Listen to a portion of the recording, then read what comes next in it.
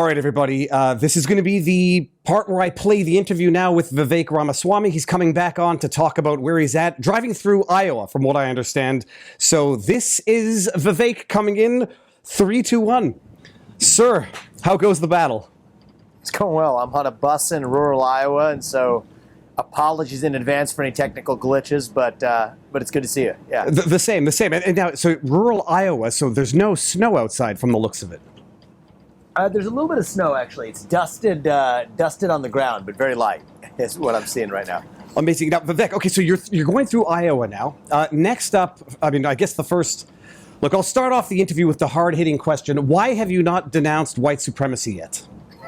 Okay. If somebody could actually define white supremacy for me, I'm sitting by and waiting, and then I can tell you what I think of it. But right now, I'm not sure that anybody knows what the hell the term means. Well, the term, I love the way, it's not to flatter you or stroke your ego. I do love the way you deal with that question, because there is no way to properly answer the question that will not be spun or twisted. So just don't play the game. Yeah. But the big news of the day, Vivek, okay, so yesterday, the day before, we're having some more document dumps on Epstein. And although people think it's news, for those who've been paying attention, it's not really news that one of Epstein's... Well, one of Epstein's friends had once upon a time donated a large sum to one of your PACs. What's the situation with that? I mean, your knowledge of it, it goes back to August. It's not breaking news. Yeah, it's actually kind of interesting. I learned about it while I was on the bus ride earlier today, when, of course, some clickbait headline comes out without contacting our campaign. It was easy for me. Apparently, the guy had given some money to our campaign. The money gave to our campaign. I said, send it back, or better yet, give it to some nonprofit that's actually fighting sex trafficking, which I think we need more people stepping up to actually do. But it's this silly game the media is trying to play with respect to, I'm the one candidate who has been most vocal in saying, I'm going to disclose everything of what happens when we get into office, about the Jeffrey Epstein client list, about who actually is or isn't involved, what the government doesn't know. Just tell the people the truth.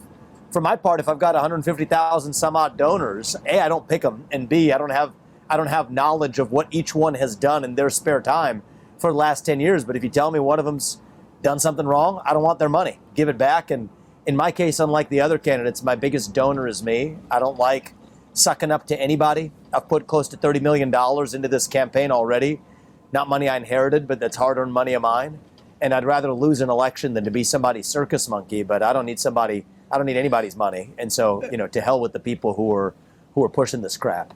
I want to emphasize that, or at least highlight for those who might not know. You're self-financing to what percentage of the aggregate cost of your campaign? Oh, God, it's like the overwhelming majority. I mean, you think about like the aggregate. Now, in terms of the number of donors we've got, it's a large number of donors, but many of them are given $10, $20, $30 a piece.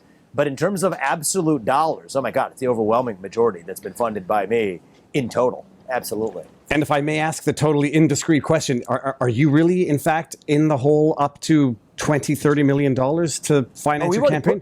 We've already put over 25 in, and we're putting in, I got to look at the exact number in the latest. It's between 25 to 30 already, and we're putting more in as we speak. And so, yeah, I'm going to stop at nothing. Because, my view is, look, I didn't grow up in money. My parents came to this country with no money in search of opportunity. I've founded multi-billion-dollar companies. My wife has lived the American dream as well. The inheritance we really care about giving our kids isn't just a bunch of green pieces of paper.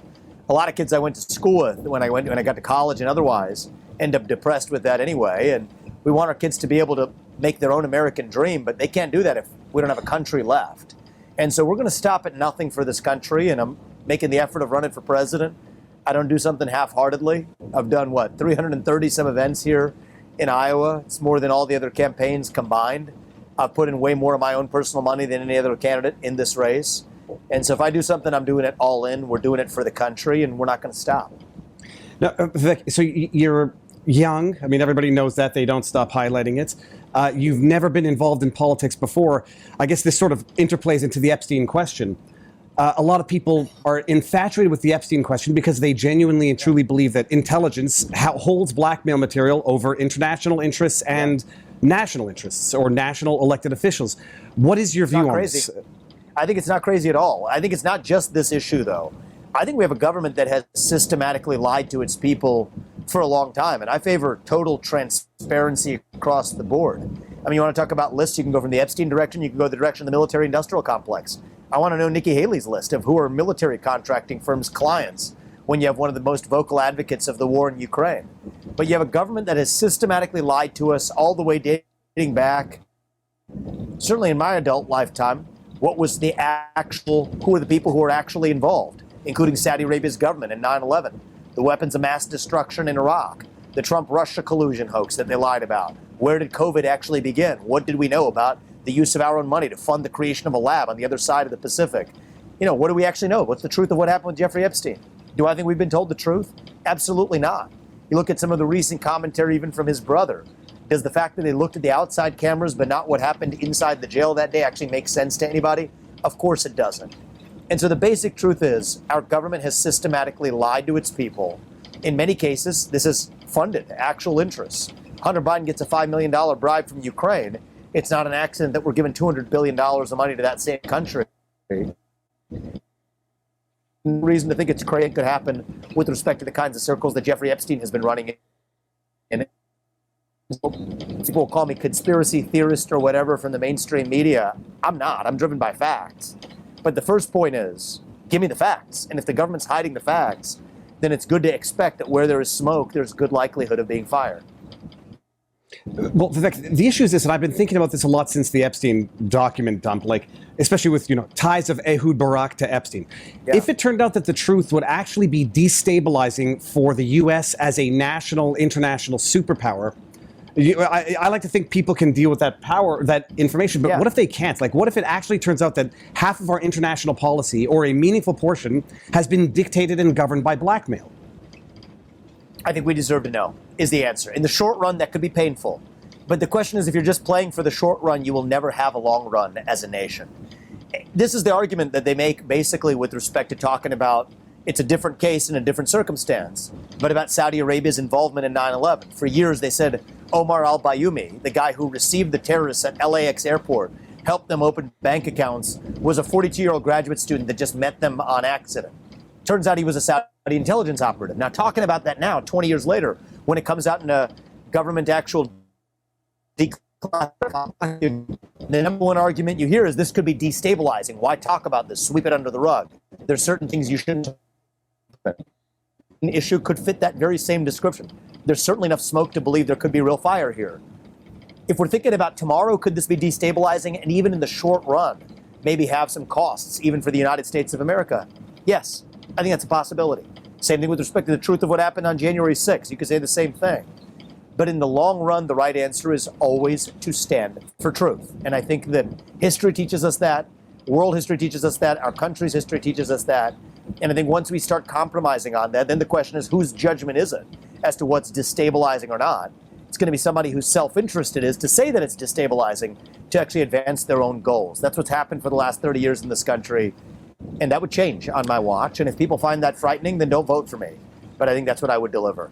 Well, I mean, people find it frightening, and people find it so frightening that in as much as they're going to do everything they can to make sure Trump is not the GOP nominee, well, in as much as you might ever be a threat, they'll make sure that you're not going to be the GOP nominee. Yeah. There's a town hall or a debate coming up on Monday in Iowa. You didn't qualify for it because apparently you have to poll at 10%. No. Didn't qualify is an overstatement. So the funny thing, I could go on about this. CNN calls us, so I'll tell you the story on this because actually just people deserve to know. So I do this town hall hosted by CNN in Iowa. I'm talking about the truths of what happened on January 6th. They grow so uncomfortable. They cut the town hall off on live television 5 minutes early to bring in their expert panel to excoriate me and teach their audience how they've just been fed misinformation. The next day, they call our campaign, we put it up on YouTube, threatening us with a cease and desist. While Nikki Haley's parallel town hall, remains up on her YouTube, no problem. 6 months ago, no problem. Then later that day, they call us and say that certain of the polls used by the Republican National Committee, the RNC, where I hands down happen to be the one, Morning Consult, big, well-regarded polls, where I'm polling in one of those ahead of Nikki Haley in Iowa or otherwise, that they've selectively found those polls, they named them and said they would be disqualifying for their fake debate. And so I don't want to be licking their boots and sort of play some sort of game. I said, forget that. We get Tim Pool coming out doing a live show in Iowa that same night. And so that's what we're doing. But I think it's going to be the most meaningless fake debate, not only of this election, but for a long time. Well, I mean, anybody who knows how those polls work, there lies in the first place, of and course. they manipulate them. I mean, when I ran for office in Canada, they did the same thing to exclude the leader of our party. They said, like, "Oh yeah, we're going to pick and choose and exclude the polls that actually, allow him to enter." So, what is the plan? You're going to be live with Tim Pool. This is going to be Monday night. Yep. Yeah, with a live audience in Iowa, right at the same time as that fake CNN debate with two career politicians who have memorized their slogans. I mean, if that's what you want, vote for one of those candidates, DeSantis or Haley. And if you want a candidate who's going to speak the truth, that's what I've been doing in this campaign. It's how we're going to run the government. Now, Vivek, I'm going to be brutally honest. I always am. I think so long as Trump is in the race, nobody else has a reasonable chance. And for some for bad and for some for good. Your voice in this debate is immensely important because of the candidates that can debate. You're the only one making certain points while the other two or three or four are not addressing any of the substantive issues. At what point would you say I'm going to bow out and endorse Trump? So I think we can't be playing one-dimensional checkers here, right? And what you say, I mean, based on what you see in the country, et cetera, I don't blame you for saying it, and I respect the heck out of Donald Trump, and I think that goes in both directions. We have a good relationship. We're both businessmen. We don't have to be doing this. He did a lot of good for this country, and it irritates the hell out of me that you got the other candidates in this race that'll Monday morning quarterback some decision or other that he made, when in fact he's the best president we've had in our century, probably in my lifetime. And so I respect that about him. It also irritates the heck out of me that now the other side is engaging in election interference in the GOP primary, trying to remove him from the ballots in Maine to Colorado and elsewhere. And I said that, you know what, if they're going to do that to Maine, let's take Maine out of the process. Every Republican should drop out of the Maine ballot if Donald Trump's eliminated. I said I would do that as well. So I've done everything I can. But I think we got to play more than this simple game of checkers and thinking about how we're going to defeat the other side through the front door. We got to open our eyes, people. I mean, at this point, now you had the protests, then you have civil suits, then you have the state prosecution, then you have federal prosecution number 1, then federal prosecution number 2. Now forget the judicial system altogether. Just remove them off the ballot. That's just in 2023. Study world history. Study U.S. history. Study the history of the last year. These people study the last election in 2020 with a man-made pandemic and a tech-rigged election. These people will stop at nothing, and I mean nothing, to keep Trump away from the White House. If you think they're just going to let him win through a standard process, getting back to the White House, I think I need you to open your eyes, people. I think they're laying a trap for us. I think that's what's happening, David, actually. And I think the trap is increasingly hiding in plain sight, where they want to narrow this down to be a two-horse race. And initially I thought maybe not Trump Biden, but Trump Gavin Newsom or somebody else. Now it's becoming clear to me that it isn't even the general. They want to narrow it down to two-horse race in the primary and then eliminate Trump and trot in their puppet. That's the game they've laid. That's the trap they've laid. And I think we cannot fall into their trap. America First cannot end with Donald Trump. And I think a lot is at stake for the country this year. And once you see it, at least for me, you can't unsee it. And so, yes, I have an obligation to make sure that they don't hatch that plot and see this through. And sadly, and it's not how I want to see this go, but sadly, I think that's the way that the system has determined this is going to go. And their Trojan horse, it isn't Gavin Newsom or Michelle Obama. It's Nikki Haley. It's Nikki Haley. Staring us plain in the face. And just because they put an R after her name doesn't mean that a vote for Haley is a vote for the Patriot Act, a vote for Forever Wars, Iraq 2.0, a vote for a surveillance state, tying your social media accounts to your government-issued ID. This came from Biden. We'd see it for what it is, but somehow you put an R after the name and claim to be a Republican. Many Republicans end up falling for it.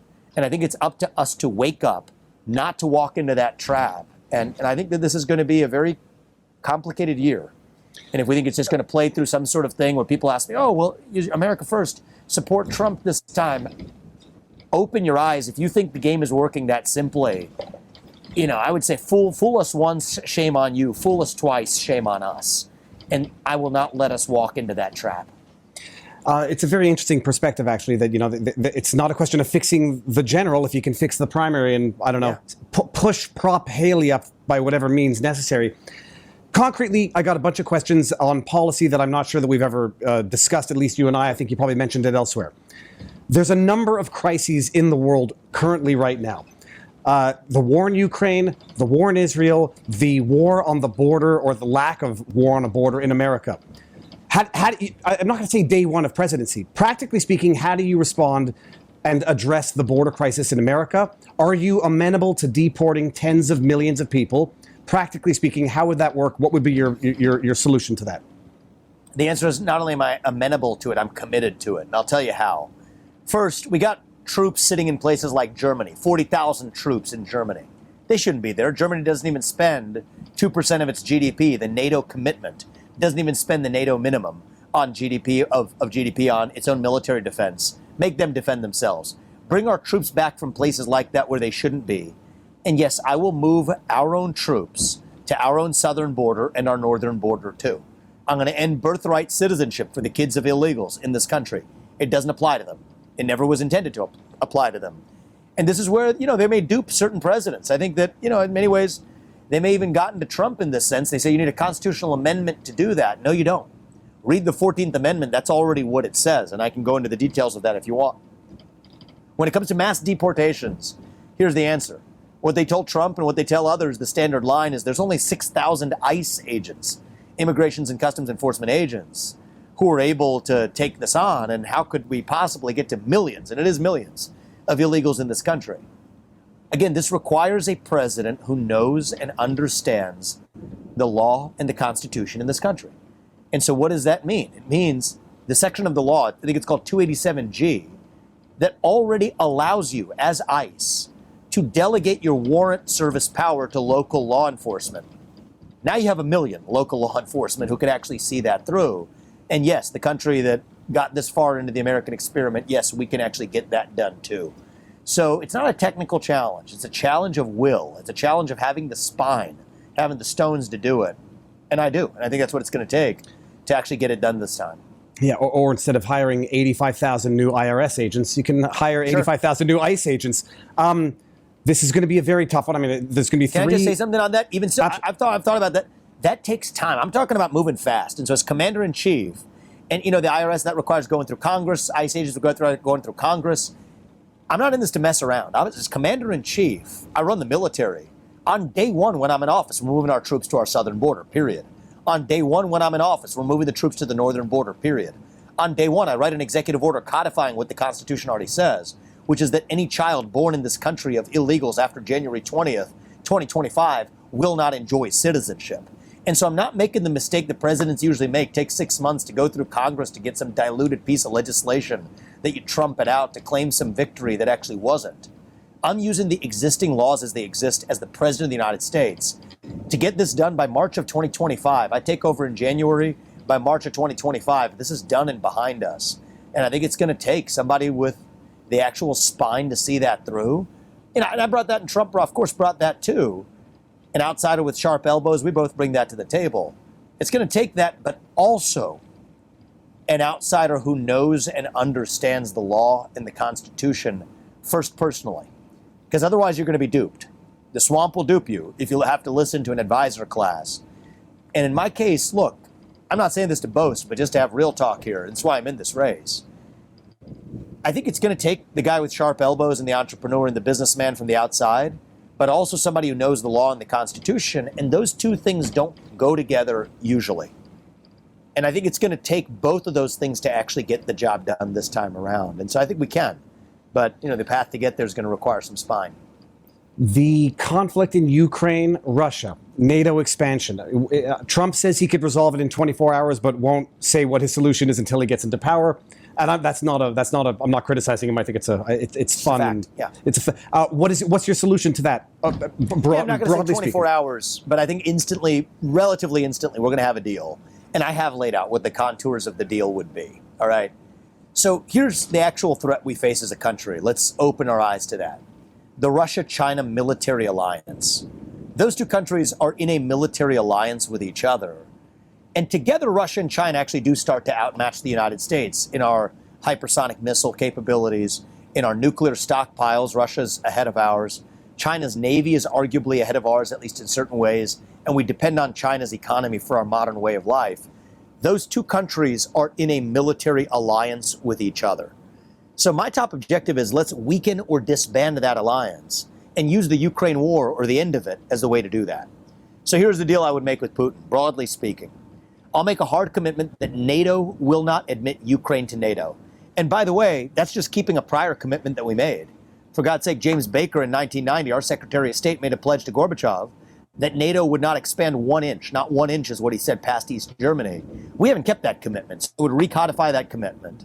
I would further say a reasonable deal with a territorial deal here, acknowledging that the sections of eastern Ukraine that Russia's occupying right now are Russian-speaking, culturally Russian regions that haven't been even represented in the Ukrainian parliament for the better part of the last 10 years.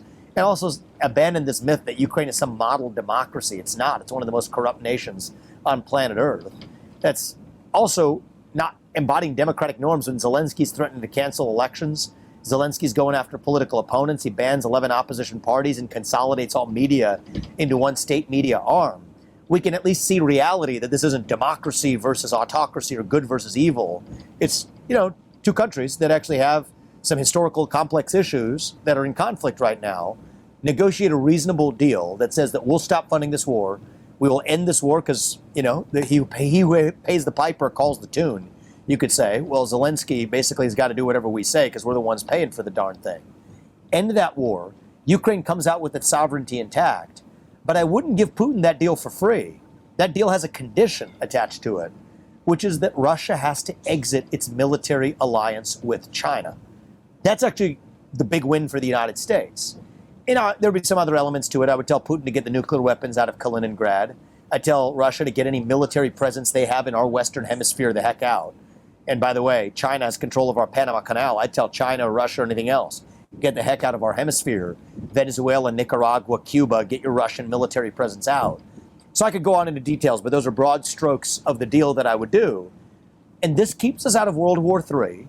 We would reopen some economic relations with Russia. I know the Republican Party establishment has an allergic reaction and a conniption when I say stuff like that, but that's what we need to do in order to keep us out of World War III. Weaken China. That's actually what we need to focus on. And if Russia's no longer in China's camp, China has to think twice or probably won't even have to have an opportunity to think about going after Taiwan.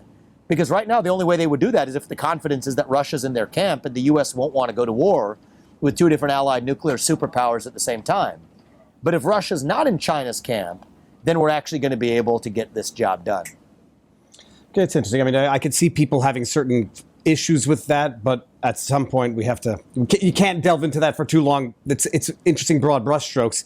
Let's move it over to the Middle East. Strokes.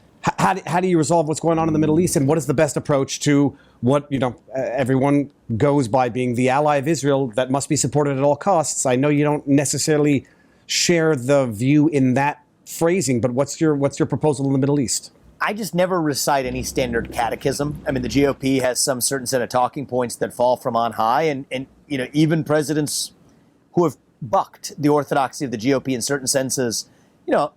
I'm probably the worst script reader that this party and our leadership has seen in our history, and so for better or worse, that's me. Now, I think America First does not come with an asterisk. Some people think it does. I think it doesn't. America First doesn't come with an asterisk. As a father, my moral obligation is to my family, period. That doesn't come with an asterisk either.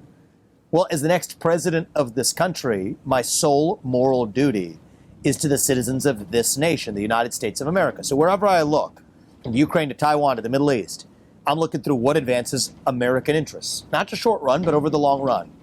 I do think Israel is our most important ally in the Middle East, and I think it's very important for us to stand for Israel's right to defend itself. So I would provide what I would call diplomatic Iron Dome treatment, a diplomatic cover for Israel to be able to do whatever Israel needs to do on its own to defend against what Hamas did, which was disastrous, it was subhuman, it was medieval, and it was wrong. And Israel doesn't need the UN or the EU, or for that matter, the US, second-guessing its decisions as a backseat driver, as an armchair quarterback. That's worse for Israel, but it's also worse for the United States if we're going to intervene militarily in this conflict. And so, yes, I have the guts to say it. I guess me and Thomas Massey might be the only ones that do, to say that I'm against that $14 billion or $16 billion aid package that's specific to this war for Israel. I don't think Israel needs it. And I think in the longer run, since it's better for Israel without having the U.S. second-guessing their decisions, Israel has the right to defend itself. And I wouldn't want some other nation second-guessing the United States of America if we're defending, God forbid, an attack on our own southern border, incursion onto our own soil. And by the way, if that happened on October 7th in Israel, it absolutely could happen here in the United States of America when we have basically open borders. So my call with Bibi, if I was president, would be very frank. It'd be very direct and very honest to say, you know what they did to you was dead wrong. You have a right to defend yourself. You have an obligation to defend yourself. And you want to smoke those terrorists on your southern border, you go ahead and do it, and we're not going to stop you. And you know what I'm going to do over here? I'm going to smoke the terrorists on our own southern border, because that's what my job is as the president of my country, the United States of America. And so I think that's better for our allies, including Israel. And I think my concern is it's also better for the United States of America. Have you ever contemplated or talked about dual citizenship members of government in America? I'm not sure if you've ever discussed that. I've never discussed that, but what I've never discussed that as a policy theme or whatever. But when I've been asked about this in the campaign trail, it's actually in a very different context that it came up. I don't think dual citizenship is a thing. It's not a coherent concept. It doesn't exist. I know it exists in the law, but I'm saying if you think about what citizenship is about pledging allegiance to a nation. That's what citizenship is about. See, everybody thinks about the question of citizenship of, what do I get? Maybe it's the right to vote. Maybe it's this. Maybe it's that. Well, actually, women were citizens for as long as our nation has existed, but they didn't have voting rights until far into our national history. And so if you go to the root cause of what is citizenship about, it's not about what you get. It's about the duty that you owe. It's about what you give. And citizenship is fundamentally, even if you look about the naturalization process of citizens who become naturalized citizens, of immigrants who become naturalized citizens, it's about the oath of allegiance that they swear to the United States. And so I don't think dual citizenship is coherent. It's an oxymoron. It is a contradiction in terms unto itself. And so I don't believe in dual citizenship, and I don't think the United States should either at any level of our government and even of our citizenry. And so I'm a little bit of a hardliner on this, but I think if you're a citizen of this nation, you're a citizen of solely this nation. And yes, then you have all of the privileges and immunities and rights, including the right to vote, that come with citizenship. But to me, dual citizenship is not a coherent concept. It doesn't make sense because citizenship itself is about allegiance to one nation, whether that's a European nation or whether that's an Asian nation or whether that's a Middle Eastern nation or a South American one. It doesn't matter. Same concept applies. Well, no, for sure. And I think that incongruity is certainly highlighted when they are elected members of government with dual citizenship, and some people, for so right or I'm not for aware wrong. of that, actually. That's interesting, actually. I'm talking about it more even from a voting perspective in this country. Are there elected members of the U.S. government, you're saying, that have dual citizenship? Oh, I'm fairly certain there are. Now, I feel compelled to fact check myself in real time. I will. Yeah, I'm fairly I'm all certain about there are. facts, but you made me want to look into this, so I'll check that out myself. No, absolutely, because I know there's a lot of people who have concerns about members of government with dual citizenship, because the question always is, whose loyalty are they representing as elected officials?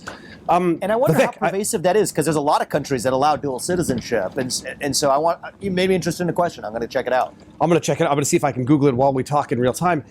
One question that I don't know that I know the answer, your answer on. The question of abortion has become a very, very strong litmus test. Yep. And a lot of people are saying the GOP is making a lot of unforced errors in terms of imposing stricter guidelines, stricter requirements that nobody's going to accept. What is your personal position on it, and what would be your policy as president? Yeah, my personal position is I believe unborn life is life. I'm solidly pro-life. I picked that up at a pretty young age, and it comes from both a faith-based view and a logic-based view, right? We say life ends when brainwaves end. Well, I think life, you can then say, it's only logical to say life can begin no later than when brainwaves begin, and that's at about 5 or 6 weeks after conception. Now, all that said, as a policy matter, here's the path forward, and I have pretty strong conviction in this. Leave it to the states. That's what the Constitution demands. Federal abortion ban, not only is it not a good idea or not, it's not a good idea, but it's not constitutional. There's no constitutional authority for the U.S. federal government to implement such a ban. And so the Ron DeSantis or the Nikki Haley's or the Mike Pence's, they go back and forth on this stuff. I don't think they know the first thing about the Constitution. No federal ban. Leave it to the states. How do we win on this issue? I'll tell you how. One is actually stand for access to contraception, access to adoption, childcare. And then I think this is a big one. Speaking about this issue, and people say, oh, you're a man, you can't talk about this issue. Yes, I can. And I'm going to tell you what I'm going to say. I think I would favor laws in this country that would actually increase responsibility for men. If it's confirmed by a genetic paternity test, right? That's what we have today. We can confirm it by a genetic paternity test. Then I would say that the woman who brings a child to term should be able to make the man the principal responsible party for raising that child. Now it's not about women's rights or men's rights anymore. It's about human rights. And there's a case actually Clarence Thomas brought up in the Dobbs case, actually. The case of a pregnant woman who was assaulted and the unborn child died as a result. Well, I haven't met one person in this country who says that that criminal doesn't deserve punishment for that death. So that says most of us share these pro-life instincts in common. I think the problem is we haven't walked the walk in being pro-life. And so if you add that sexual responsibility for men codified in the law, I actually think that this doesn't have to be a losing issue. And the way I've talked about this, I think I've had a lot of success in this country in bringing along independents and even libertarians into our camp based on this issue. And certainly if I'm the nominee, I expect to deliver a landslide by approaching this the right way. Well, and approaching it at the state level, there are going to be some who are going to say, who are going to pressure you to recognize an unborn child as a life that is protected under the Constitution, and therefore it would no longer be a state issue. Well, I think that the reality is that is a tortured interpretation of the Constitution, as tortured as the Supreme Court's ruling in Roe versus Wade, to claim that there was some sort of federal substantive due process right to privacy codified in the 14th Amendment. That's as invisibly present in the 14th Amendment as this theory of the 14th Amendment would be as well. And so I've gone into constitutional depths on this, but I would sort of say at a very practical level, murder laws are state laws. Federal murder laws generally are not part of what's on the books. Murder laws are at the state level. So if you believe abortion is murder, which is, I think, the principled pro-life position, then have it dealt with the way the other murder laws are dealt with, which is at the state level. And I'll also very pragmatically make a different point. I think if we do federalize this issue, I have full confidence that more unborn children will die over the next 30 years. Because then you've opened Pandora's box. You got Biden and everybody else trying to codify Roe versus Wade into law. We now have the Supreme Court correctly telling us that this is not a federal issue, that the federal government does not have the authority under the Constitution to regulate on this issue like so many others from most laws. You could think about theft, you could think about murder, et cetera. These are state laws. The 10th Amendment means something. That which is not reserved to the federal government is reserved respectively to the states and to the people. But if we use some bastardized interpretation of the Commerce Clause, which is what the left likes to use for everything, or some tortured interpretation of the 14th Amendment, you've actually opened Pandora's box. The next time Democrats take power, they're going to codify Roe versus Wade into law, and more unborn babies absolutely will die over the long run as a result of opening that Pandora's box. So both for constitutional reasons and consequentialist reasons, I'm against it. All right, and now, I mean, that's one of the litmus test issues, the big one for the GOP, for the conservatives. What are some of the biggest mistakes that you see the GOP candidates or the conservative side as a whole making in this public debate, run for the presidency? Yeah, so, and just on the litmus test point, I think it is important that we have a leader of our movement that is pro-life, and solidly so, and I am. But I think the right way to do this is through the states, not through the federal government. Now, as it relates to the bigger mistakes of the GOP, I think it's actually a form of laziness, intellectual laziness, and I'll tell you what I mean. I think today's GOP has basically defined itself in opposition to something, to say that we're against what the left puts up. Race, gender, sexuality, climate, Biden. I don't spend a lot of time bashing Joe Biden, first of all, because I don't even think he's really the president. He's a puppet for the managerial class in the deep state and the permanent state. That's the real problem. But I think that where we Republicans have failed, and where I'm in this to lead us to, is actually offering an alternative vision of our own. Answer, what do we actually stand for? Answer, what does it mean to be a Republican in the year 2024? What does it mean to be an American in the year 2024? That's what we got to step up and have the courage to actually answer. And to me, it means we believe in 2024 that we believe in the ideals of 1776. Ideas and two basic rules of the road. I mean, we're talking about fundamental stuff here. We, the people, create a government that's accountable to us, not the other way around. That the people who we elect to run the government got to at least be the ones who actually run the government. Shutting down that federal bureaucracy. That's my top objective. Actually gutting the deep state. This should be a core definition of what it means to be a Republican, part of a pro-American 1776 movement. It means that those people who we do elect to run the government, that they owe a sole moral duty to the citizens of this nation, not another one. As I said, America First doesn't come with an asterisk. means we believe in basic ideals like free speech, open debate, the rule of law, self-governance, meritocracy, the basic rules of the road. That's what I think the Republican Party needs to stand for, as opposed to just sitting here spouting off what Biden did or didn't do yesterday and assuming that somehow the people view that as an agenda. It's not. That's why we didn't have a red wave in 2022. People ultimately, especially young people, need something to know that grounds them to say these are the affirmative values that we're for, and that's where today's GOP falls. Hold on, we might have just we got a little glitchy there for 1 second. But Vivek, a lot of people might look at the U.S. government and call it, let's say, not the GOP, but even a uni party, and they might say the blob has gotten too big to kill at this point. And I say politically, no violence. What do you do? How do you disband the FBI? How do you do this when the machine itself will not let you do it? Well, I disagree that that's the sense of agency, right? You gotta exert actual power over the machine. The answer is not incremental reform. Incremental reform is not possible. I do agree that it's a uniparty. It's absolutely. I mean, Republicans and Democrats, when you look at the foreign policy, when you look at the commitment to the deep state's existence, when you look at the surveillance state that they're fighting for in this country, I mean, Nikki Haley's to Joe Biden's policies on a given day, you could put a blinders on and you couldn't tell which one was which, right? Nikki Haley might even be more extreme in terms of, disclosing identity for access to the internet and reiterating it. Or shipping our money to Ukraine or keeping the war machine humming, and absolutely. So, and I think that for my part, I think any good America First candidate, and I'm able to say this myself without second guessing, people like Nikki Haley or John Bolton or anybody else, let alone VP, is coming nowhere near my administration. And I think we got to be able to say that with a spine. It's weird if we can't. And so I do. But what I'm going to say is, yes, it is a uniparty, but how do you overcome it? It's not through incremental reform. You have to be willing to get in there and shut it down. That's the answer. And so you say, what do you do, shut down the FBI? Actually, the answer is yes, shut down the FBI. Don't give them a new building. Don't just fire Christopher Wray and pretend we did something. Then you get James Comey 2.0. Shut it down. Now, how do you do that? I mean, I've got clear plans for this, and we've laid this out. There's 35,000 employees at the FBI. 20,000 of them are back office bureaucrats in the J. Edgar Hoover building in Washington, D.C. That's where the corruption comes from. Send them home. Send them packing.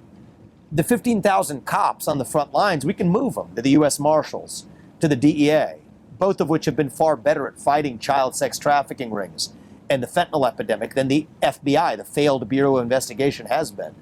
And so, yes, this is at once deeply practical, but also it's going to take something that a president has the spine to do. Does the president have the authority to do it? Absolutely. And we can go to the legal details. There's a Presidential Reorganization Act in 1977 that says if there's redundant agencies, the president already has the power to shut it down. But no, I'm not going to put just Christopher Wray on top or Betsy DeVos on top and say, figure it out. The right answer is shut it down. Day one, get into office. I'm talking about day one here. Cut half the bureaucrats on day one, large, indiscriminate mass firings. They told Trump, you can't do this because of civil service protections. Well, read the law. Those civil service protections do not apply to mass firings. And yes, mass firings are what I'm bringing to Washington, D.C.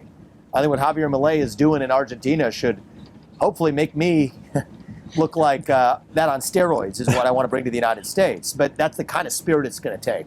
I was actually going to say that as a joke, that you're sort of like the more polite version of Javier Milei, but the policy that you're describing sounds very much like Javier Milei.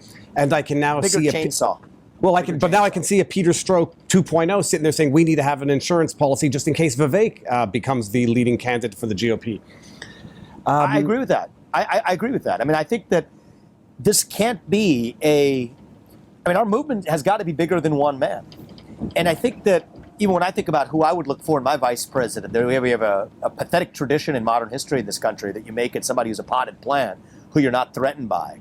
Well, look, I mean, if I'm running as the nominee, I'm putting somebody in that seat who would be hopefully better than me in numerous respects. That's what it's actually going to take. And so I think the basic game plan right now of the system is make it a two-horse race. Basically, it's just be very explicit between Trump and Haley. Take Trump out in one way, trot her out, and she's an even better puppet for them than Biden. They've lost their use for Biden. When it comes to the foreign war machine and when it comes to the surveillance state, she's actually better at advancing their agenda than Biden is. So even better, they claim to be nonpartisan. They get to prop her up. That's the current plan. Do not fall for that trick. And I think that that's a big part of why I'm in this. You could say, well, what if you play that forward and the same thing's true with me? Across the board, the system is going to stop at nothing to stop our movement, but our movement has got to be bigger than one man. It doesn't belong to me. It doesn't belong to Trump. It belongs to the people of this country. That's the answer. If you hypothetically were to accept any position in the Trump administration, what would be the ideal position that you would love to be in charge of? What kind of framing is that, man?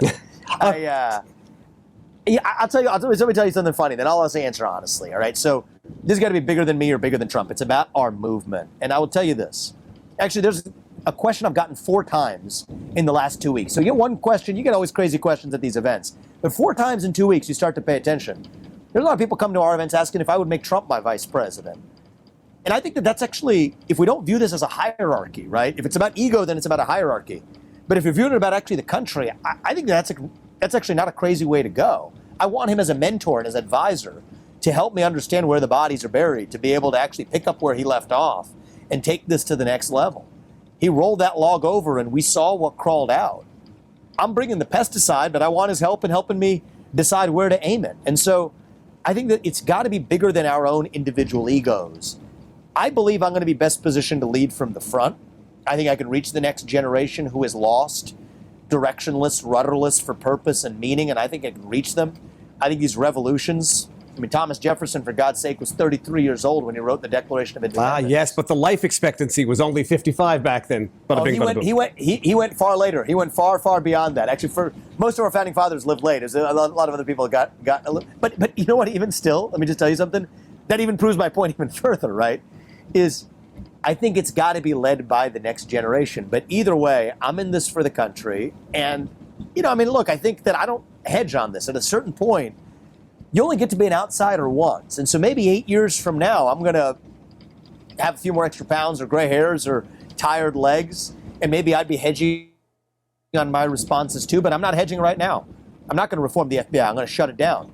Nikki Haley's not going to be my vice president. She's White House, neither will John Bolton or Lindsey Graham or Karl Rove or anybody else. I am going to strip pharmaceutical companies of their vaccine liability manufacturing exemptions. I will say by name, yes, Ron needs to get the hell out of the way and resign as the failed chairwoman of the RNC. And I can go on. I will pardon every peaceful protester from January 6th on day one. And I think at a certain point, you got to ask yourself, why am I the only candidate who can actually say these things?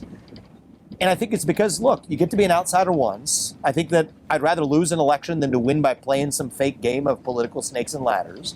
And if you want somebody who's actually going to face down the deep state and speak truth to power, then vote for somebody who's going to speak the truth to you. And so if Donald Trump and I were having a conversation, we say we'll leave it to the people and let the people decide. And, as these people have suggested, would I take Trump as my advisor or vice president or whatever? And if not, if the people want it the other way, we flip-flop roles. I think that could be a reasonable conversation to have. But it's not about me and it's not about him. It's about the country. And I think we got to take all of our egos out of it and do the right thing. And I'll give you my word that my ego isn't going to get in the way of this at any step of the way either, because we owe it to this country.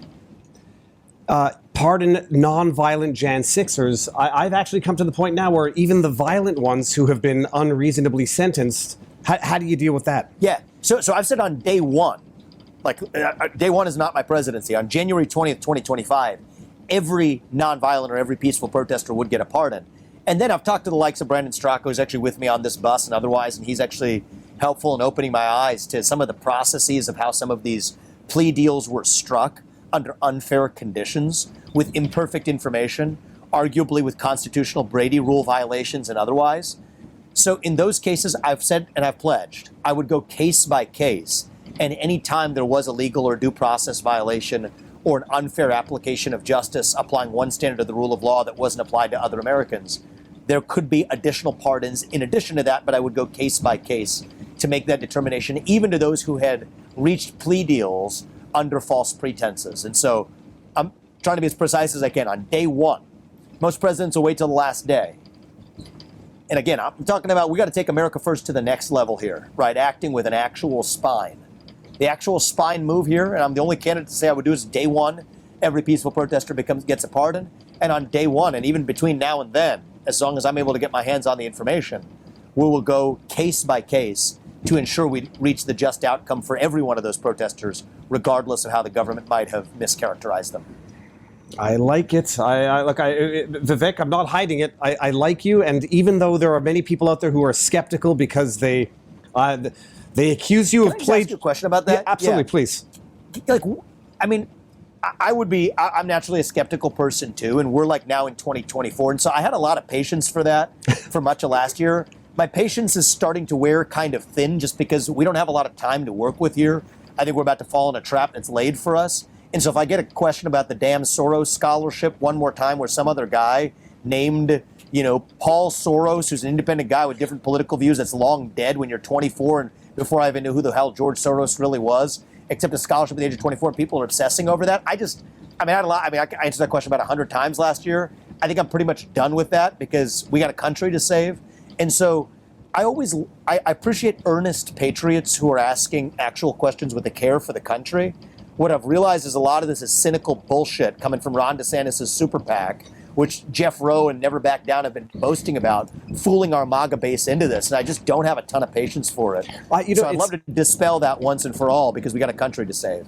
Well, first of all, I mean, that's my perspective of it as well. I don't, from what I've seen, a lot of it does not seem to be sincere or genuine suspicion. Cynical, they say, actually. I don't know if you've seen this montage where you're alleged to have plagiarized from Obama's speeches. Yeah, have you seen that? I saw it. Yeah. I took the words, e pluribus unum means from many one.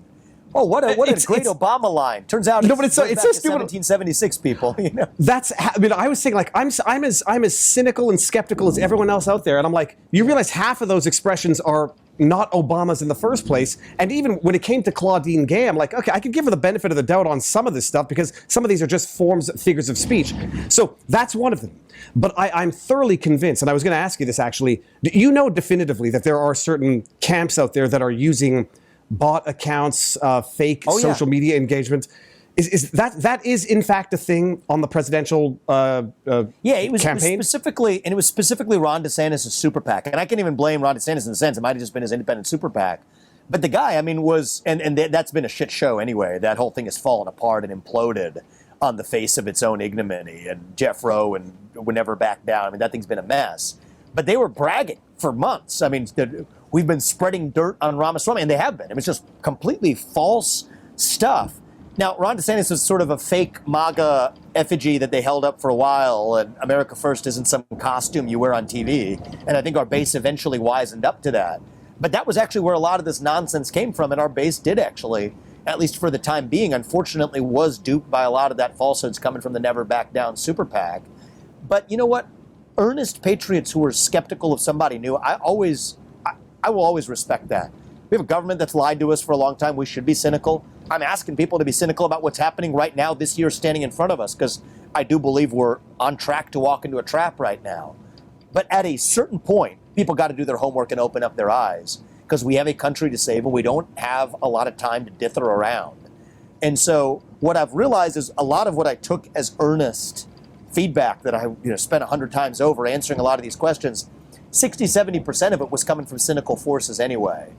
And for the 30% who are actual patriots who care about this country, all I would say is open your eyes, don't be duped. Always ask the right questions, but also level up to do the work to actually get to the bottom of the answers yourself. And that's how we're going to save this country, is we can't all be sheep. A nation of sheep breeds a government of wolves, and that's, by the way, what the Second Amendment's about in the first place. But we got to be worthy of that Constitution and that Second Amendment. And so let's level up and make sure that we don't fall for the tricks that have been laid for us.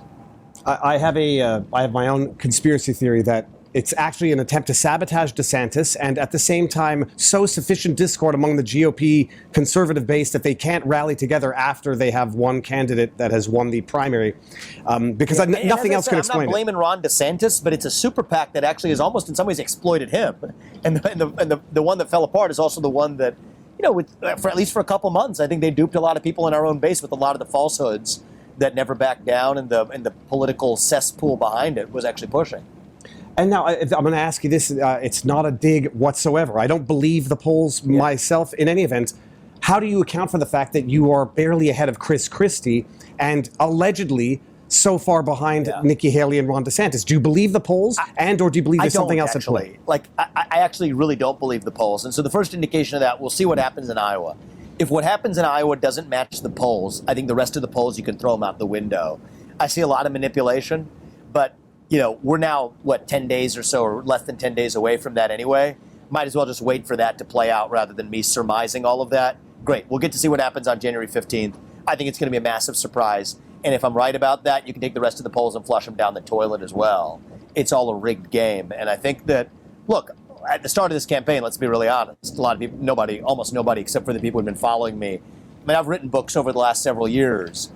And actually, one thing I will say, man, is for the people who are sort of, Vivek came out of nowhere. Not quite, actually. Take a look. I've written 3 books all the way back to my first one, and you can take a look at that. But most people didn't know who I was. And so, even I meet people now, a lot of whom still don't know me or have barely heard my last name and have no idea how to pronounce it. So I think there's some element of that. But I think at some point, I think these polls are way off as well. And so the first taste of that we're going to see, I think, is on January 15th at the Iowa caucus. And I think we're actually getting to our next event, man. So I think I might have to roll pretty soon. But Vivek, well, I'm just looking at my notes to make sure I got everything. And I think I did get everything. Next on the schedule, you're going to have not a town hall, but you're going to have an open, some sort of discussion with Tim Pool in front of a crowd on Monday evening. It's going to be amazing.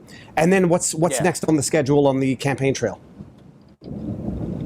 We got a bunch of events. We're doing a rally at the State House. Actually, one of them is opposing the carbon capture pipeline here in Iowa at the State Capitol building. That's going to be on January 10th. I mean, we've got packed events. There'll be 330 plus events that I would have done in Iowa by the time of the Iowa caucus, more than the other candidates all combined. So it's a full packed house on this bus crisscrossing this state now through January 15th. Then the New Hampshire primaries on January 23rd. And after that, that's where the system wants it to be down to a 2-horse race between Trump and Haley, but it won't be because I'm in this to the very end, and I owe it to our country to make it so. And so we're going to have events every day, but the Tim Pool one with that live audience in Iowa should be pretty fun, and I think we're going to be pretty unrestrained, to say the least. I will definitely be watching that without a question. And for anybody who hasn't seen, I was just listening to your podcast with Jordan Peterson.